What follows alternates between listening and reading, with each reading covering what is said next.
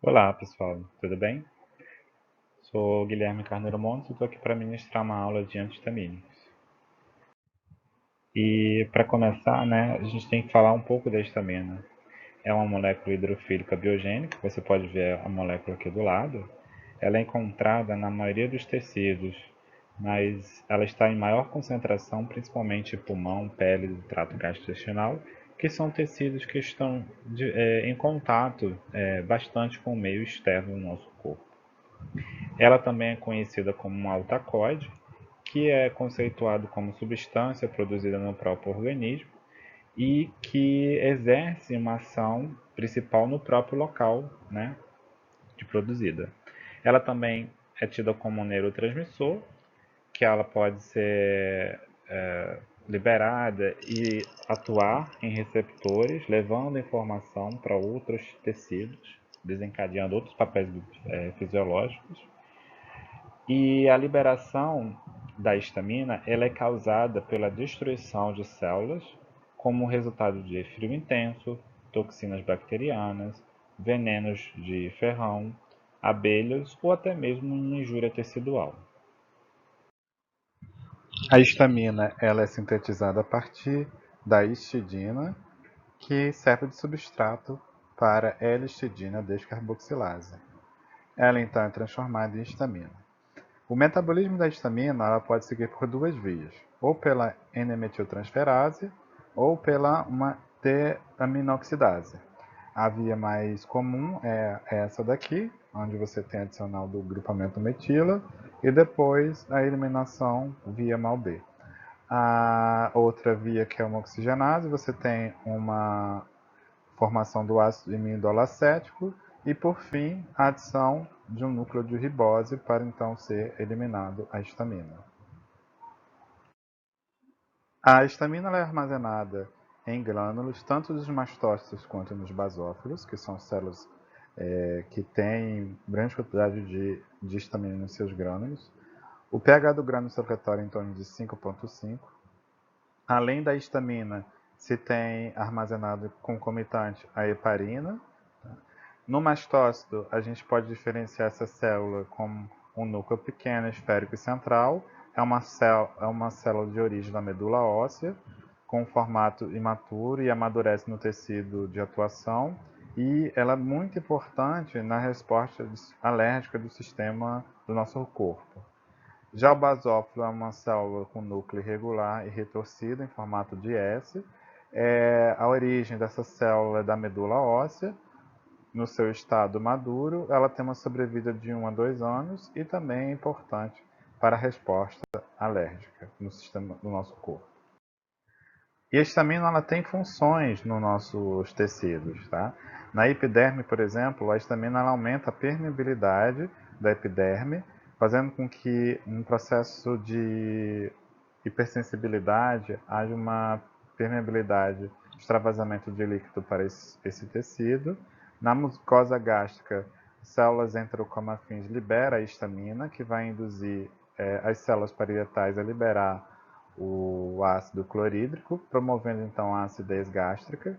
Nos neurônios do sistema nervoso central, ela é um neurotransmissor, vai atuar no controle da termorregulação neuroendócrina, na vigília e na regulação cardiovascular. Células do tecido de regeneração, geralmente a de liberação de histamina de forma continuada, e você tem a excreção diária da histamina na urina.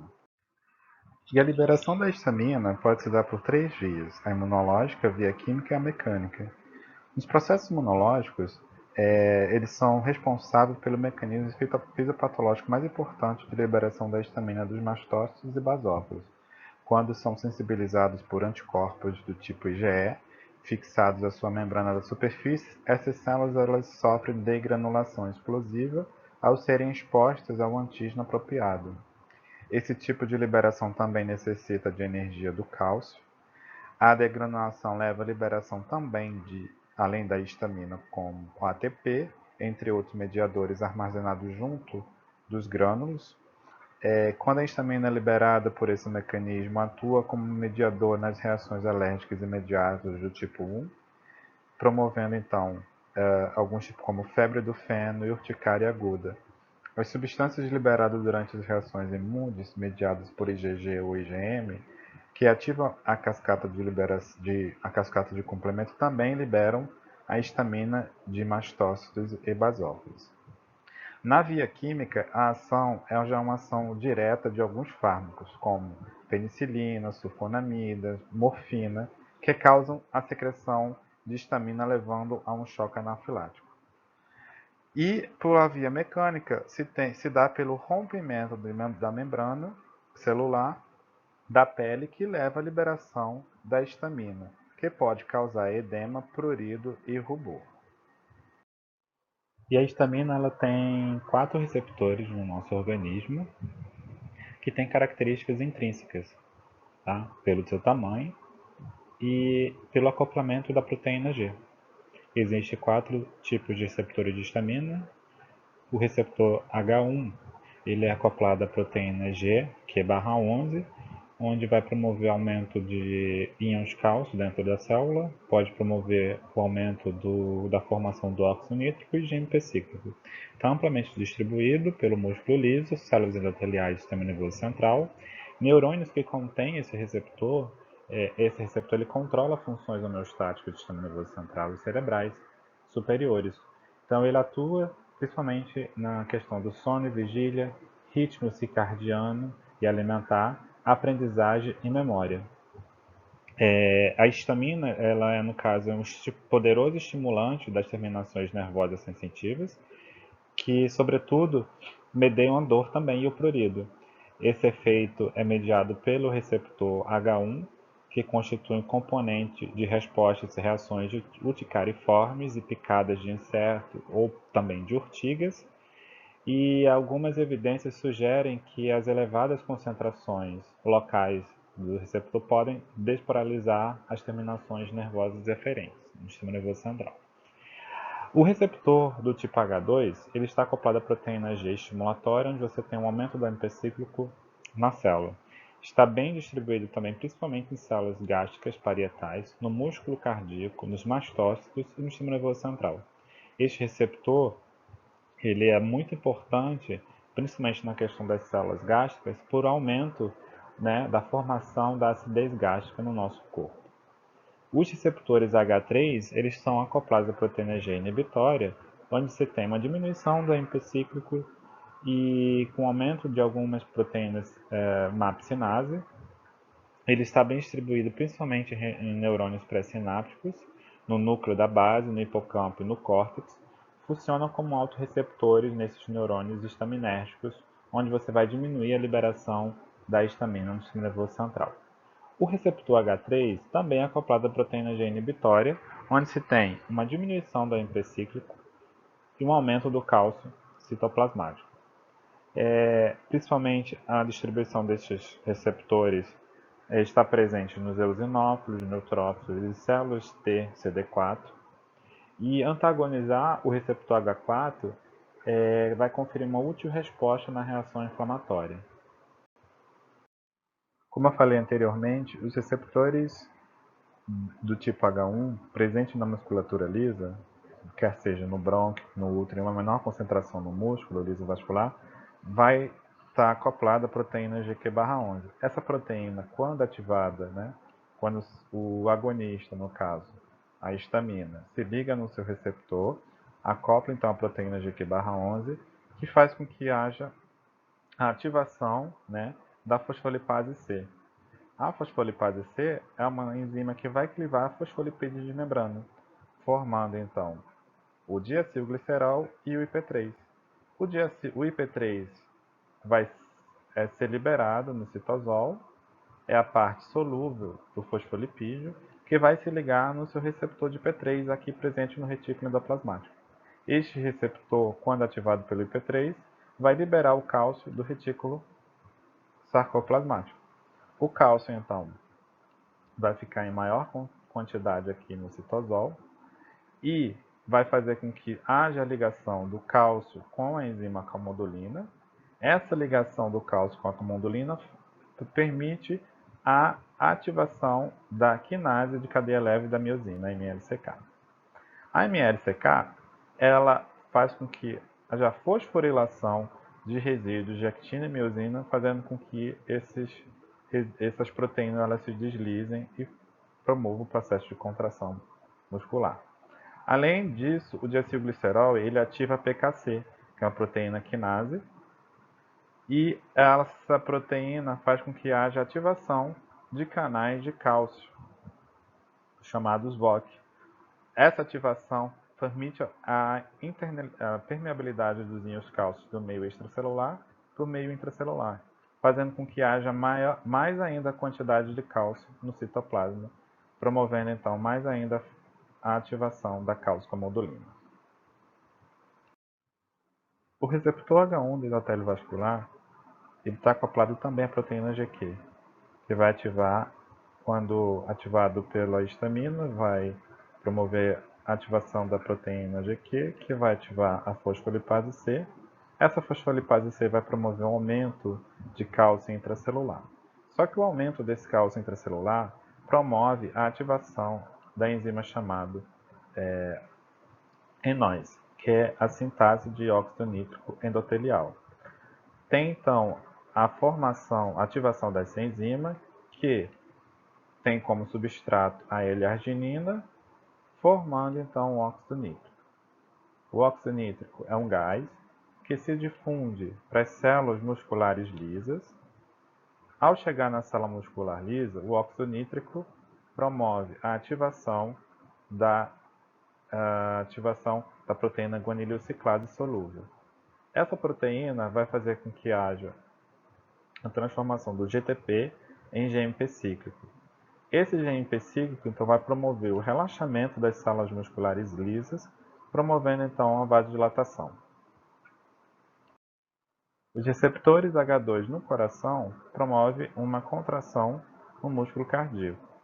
Essa contração se dá pelo acoplamento do receptor H2 à proteína G estimulatória, que vai ativar a adenilociclase, que promove o aumento do GMP cíclico nas células musculares, que vai ativar a proteína quinase A. Essa proteína ela é responsável por fosforilar canais de cálcio, ativando esses canais, permitindo a permeabilidade do íon cálcio para dentro da célula.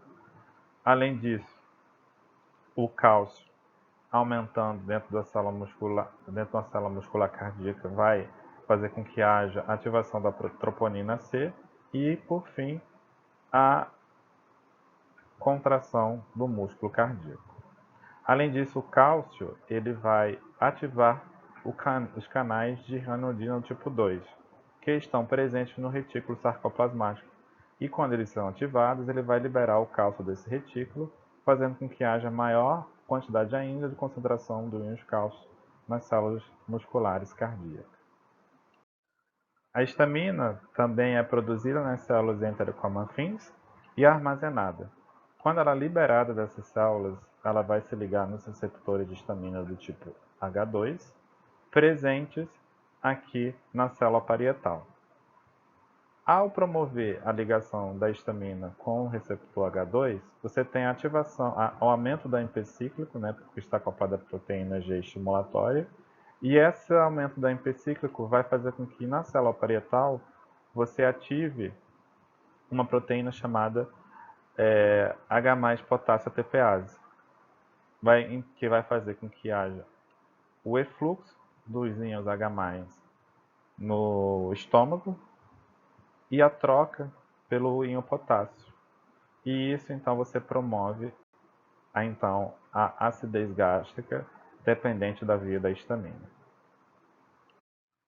Então a histamina no nosso organismo pode promover taquicardia, como eu já falei, por ativar receptor H2 no coração, vasodilatação, por promover o aumento do óxido nítrico no endotélio vascular, pode diminuir a pressão arterial devido a essa vasodilatação, uma broncoconstricção devido ao receptor H1 nas células músculo liso bronco, o aumento da secreção gástrica, manifestações alérgicas como rinite, conjuntivite alérgica, gripe com coriza e reações de hipersensibilidade.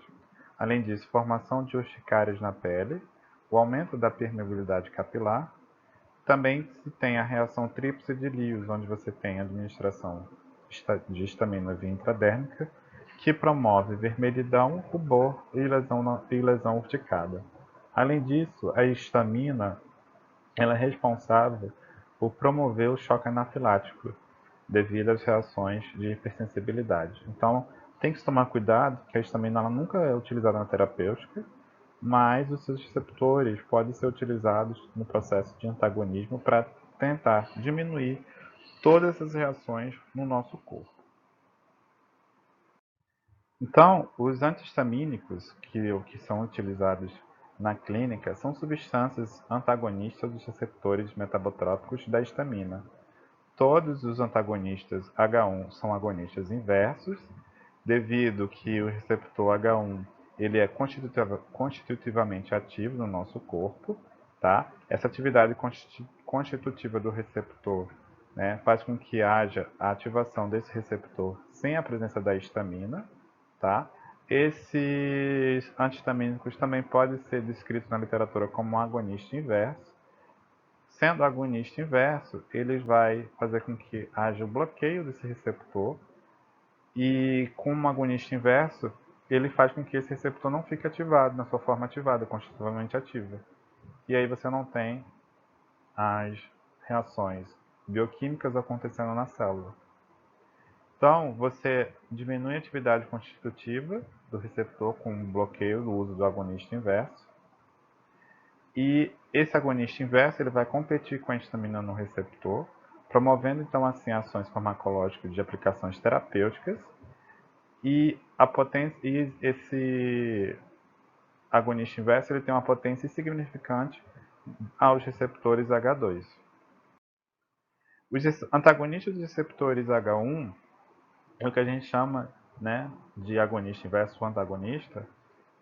Eles são divididos em duas gerações. O de primeira geração, que vão apresentar efeitos adversos como sedação forte, e bloqueio de receptores autônomos, principalmente receptores colinérgicos. Os exemplos para esses fármacos são a mipiramina, difenidramina, prometazina e meclizina. Os antagonistas de segunda geração já apresentam efeitos sedativos, só que fracos, comparados com os de primeira geração, e eles se distribuem menos completamente no sistema nervoso central, porém eles são mais caros. Um exemplo desses antagonistas de receptores H1 são a loratadina, a fexofenadina e a cetirizina. E quando se faz o uso desses antagonistas de receptor H1, né, só dando spoiler do que eles já premeditando, né, o uso clínico deles, é quando você tem uma liberação, por exemplo, da degranulação do mastócito da histamina, que ativaria os receptores H1 presente no brônquio, promovendo broncoconstricção. Então, se você inibe a ativação desse receptor, você diminui a broncoconstricção. Você também diminui o peristaltismo, você também diminui essa permeabilidade, né, essa dilatação dos vasos, e também inibe a formação do prurido na pele. E aqui está algumas estruturas dos antagonistas dos receptores H1. Eles são aminas estáveis, bastante semelhança química estrutural. Traga aqui uma tabela dos receptores antihistamínicos de primeira geração e de segunda geração, onde você tem aqui destacado uma atividade anticolinérgica desses receptores e que promove, por exemplo, uma sedação leve a moderada, né? A gente também tem uma atividade contra a cinetose, que é justamente alguns antagonistas receptores H1 são utilizados para evitar, né, processos de êmese através da cinetose. Então, eles são utilizados para isso também. por ter essa atividade contra a cinetose. Já que dos receptores antihistamínicos de segunda geração, você quase não tem atividade anticolinérgica.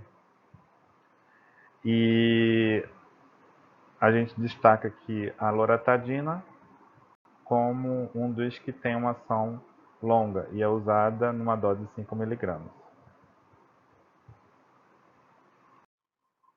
Então, de uma maneira geral, farmacocinética, eles são administrados por via oral, têm concentrações sanguíneas plasmáticas em torno de 1 a 2 horas, têm um amplo volume de distribuição. Os de primeira geração eles penetram mais fácil o sistema nervoso central, por ser fármacos mais lipossolúveis. Tem extenso metabolismo no fígado. Os de segunda geração têm preferência pela enzima CYP3A4.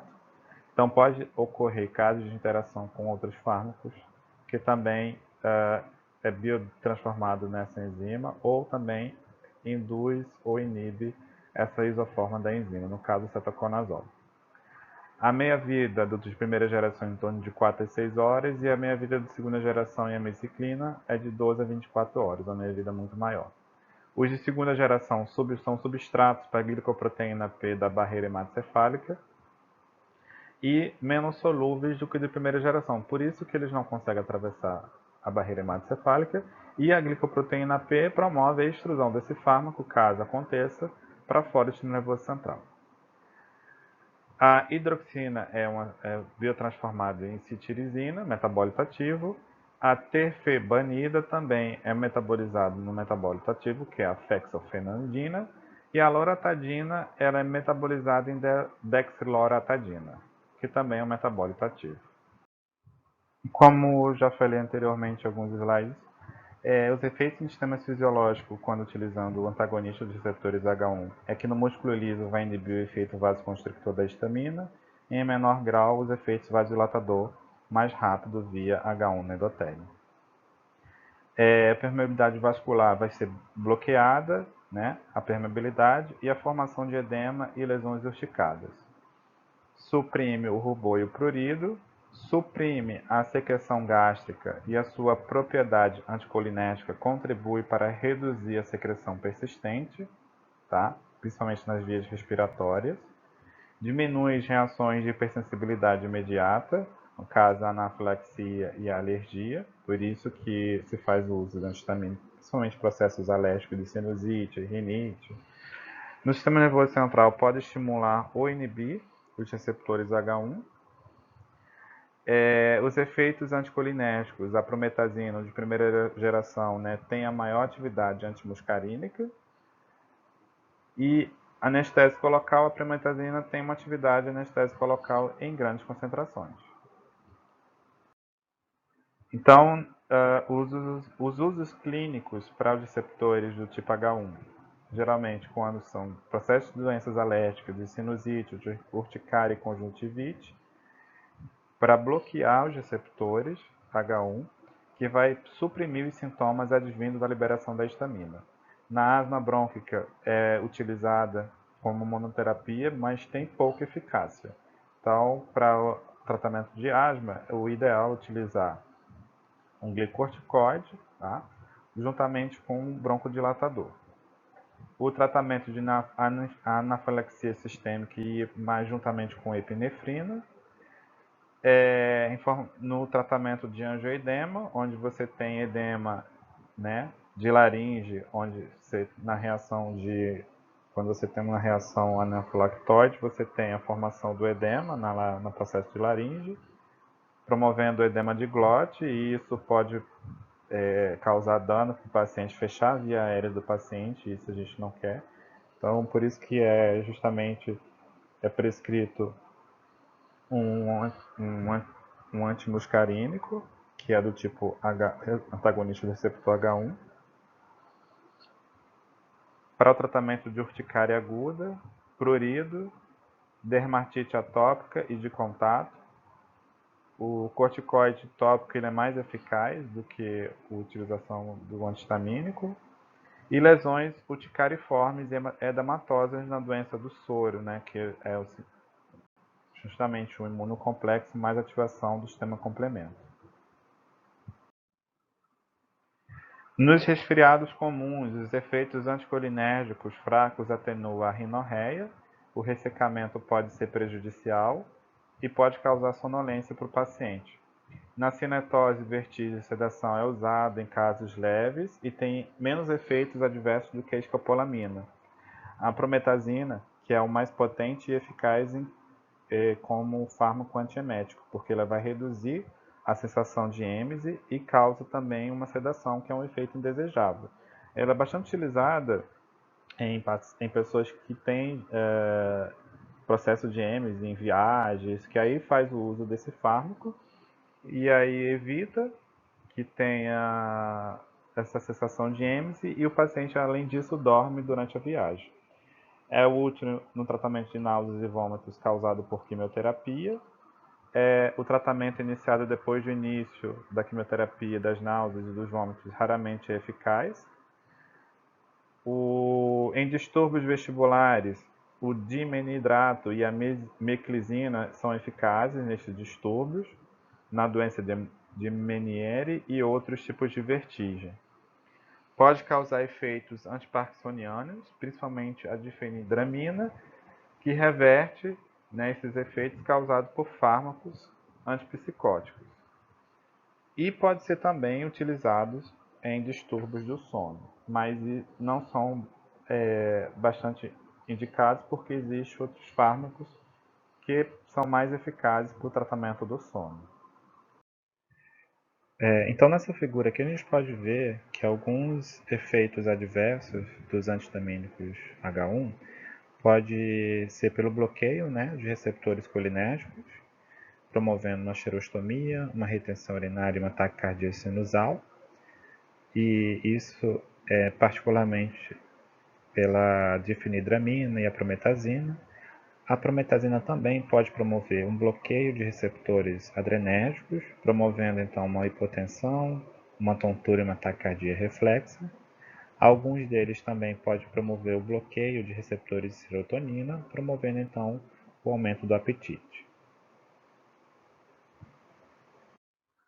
Os antagonistas dos receptores H2 têm uma semelhança, né, com a histamina. Então, os principais fármacos dessa classe são a cimetidina, ranitidina, famotidina e anisatidina. E os antagonistas dos receptores H2, eles vão justamente inibir, né, a ligação da histamina no receptor H2. Receptor esse que é acoplado à proteína G, que não vai promover o aumento da AMP cíclico na célula, que não vai ativar então a enzima H+ potássio ATPase, diminuindo então a formação da secreção gástrica no estômago. E essa competição é uma competição reversível. De uma maneira geral, na farmacocinética, todos os fármacos antagonistas dos receptores H2 podem ser absorvidos pela via oral, e essa absorção é aumentada com a presença do alimento ou inibida com o uso de antiácidos concomitante. A administração também pode ser feita por via parenteral intravenosa. A concentração sérica pela via oral ocorre em cerca de 1 a 3 horas, já para o nível de dose de via intravenosa você tem nível terapêutico de 4 a 5 horas para a cimetidina, para 6 a 8 horas ranitidina e a famotidina de 10 a 12. Pouco deles se liga a proteínas plasmáticas, porém eu quero destacar que a cimetidina, dentre eles, é a que é amplamente distribuída pelo organismo e ela pode ser encontrada no leite materno e pode atravessar a barreira placentária. São biotransformadas no fígado e a excreção é majoritariamente renal, por filtração e secreção tubular. Aqui eu trago um quadro de farmacocinética falando da biodisponibilidade de todos esses fármacos. A gente pode destacar que a ranitidina, em comparação com a cimetidina, ela é mais potente. A nisatidina ela é mais potente dentro de todos os fármacos. E o metabolismo dele é, a grande maioria, hepático e a eliminação através de filtração glomerular e secreção renal. Aqui a gente pode também ver a inibição do citocromo P450. Destacamos aqui que a cimetidina ela tem essa inibição das enzimas do citocromo P450, enquanto a ranitidina, a famotidina e a nizatidina quase são nulas essa inibição da enzima citocromo P450. E da interação farmacológica dos antagonistas, a gente destaca que pode suprimir a secreção do ácido gástrico em torno de 70% durante 24 horas. Eles são bastante eficazes na secreção ácida noturna, por isso que eles são orientados a fazer o uso desses fármacos à noite antes de dormir. A ranitidina e a nizatidina também podem estimular a motilidade do trato gastrointestinal. O uso clínico desses antagonistas pode ser para a doença do refluxo gastroesofágico, principalmente pacientes que apresentam pirose e dispepsia. Doses baixas dos antagonistas são eficazes na prevenção e no tratamento da queimação do refluxo gastroesofágico. O antagonista do receptor H2 atua bloqueando a secreção e isso vai levar para acontecer cerca de 45 a 60 minutos para aliviar os sintomas. Apresenta também uma utilização clínica para úlceras pépticas. Eles são eficazes para promover a cicatrização dessas úlceras gastroduodenais. Contudo, é comum haver uma recorrência depois da interrupção do tratamento dos antagonistas. E pacientes que apresentam úlceras induzidas por AINES, úlceras pépticas induzidas por AINES, deve ser feita a troca do medicamento.